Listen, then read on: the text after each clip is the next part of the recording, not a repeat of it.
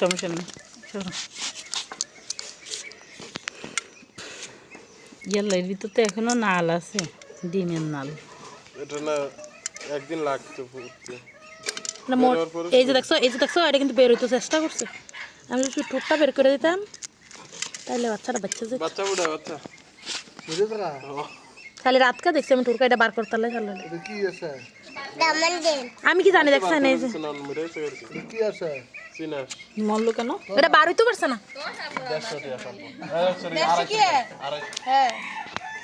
মরলো কেন ফাজিলের বাচ্চা খাচ্ছার বাচ্চা এটা হালাই এই যে দেখছো ভাইয়া এই যে চোখ বার উঠে গেছে দেখলা শুধুমাত্র খালি এই ঠোঁট